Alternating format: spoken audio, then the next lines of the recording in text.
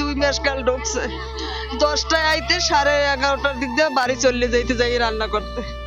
কিন্তু আজকের 3 জন এক না 3 প্রাণী শেষ। আর আমরা কঠিন বিচার চাই, আর কিছু কই না। আমরা মা বোন গরিব গুলো আমরা কাজ করে খাই, যদি এই সুস্থ ভাবে আমরা কাজ না করতে পারি এই অত্যাচারে জীবন হত্যা হইবে। এর আমরা বিচার চাই। ঘটনা তো ওই মাইয়ে যাই দেই একালে জেবরা বাইরে গেছে কালিন নিয়ে আর মায়ের আর ছোট বাচ্চাটা আমি দেখতেই পারি নাই। আর এরা মনে করো অন্যায় করে আইস আত্মীয় স্বজন 2-1 মাস কান্দে কাটিয়ে চুপ থাকে, আসামিরা বাইরে বাইরে ঘোরাফেরা করে। এই যে জায়গাটায় বইয়া মার্ডার হইছে ও জায়গাটা তো সহজ যেমন তেমন মানুষ ঢুকতে পারে না।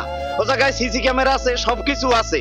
আমরা চাই যে ওইগুলো সব ফুটেজ চেক করিয়া এবং আসামির যেন দৃষ্টান্ত শাস্তিমূলক কঠিন থেকে কঠিনতম তার শাস্তি হয়। আসলে উনি এখানে কাজ করে, এটা কোনো অফিসিয়াল জবও না তার। এখানে নেহাতি তার সাথে কথা বললে এখানে পার্ট টাইম 1 ঘন্টা ঝাড়ু দেয়, মুছে চলে যায়।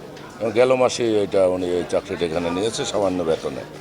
তো এখন এখানে ওই যে এসপি সাহেব যেটা বললেন আর কি, যে এখানে আসলে উনি ওই প্রতিদিন একা আসে 9টায় সাধারণত।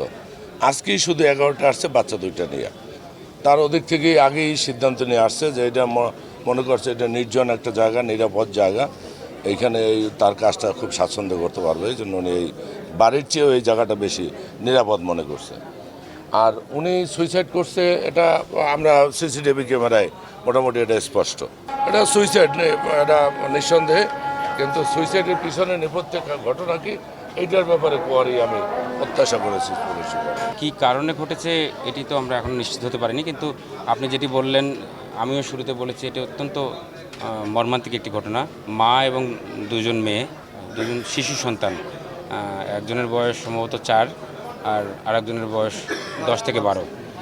এরকম 2 জন মেয়ে এবং মায়ের মৃতদেহ পাওয়া যায়। মায়ের নাম হচ্ছে ইতি রানী। এটি আপনার পিছনে দেখতে পাচ্ছেন, এটি হচ্ছে ডাকবাংলো, জেলা পরিষদের ডাকবাংলো। এখানেই মা কাজ করতেন, পরিচ্ছন্নতা কর্মী ছিলেন।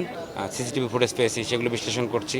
এগুলো আমরা যখন পাবার পরেই আমরা বিস্তারিত আপনাদেরকে জানাতে পারবো। এবং যদি এর পিছনে কোনো মোটিভ থাকে, যদি কোনো কেউ কোনো দুর্ঘটনা ঘটিয়ে থাকে, তাহলে সেটি তো আমরা উদ্ঘাটন করবই। আর যদি এটা স্রেফ সুইসাইডাল হয় তাহলে আমরা যে আইনি প্রক্রিয়া আছে সেই আইনি প্রক্রিয়া আমরা সম্পন্ন করব।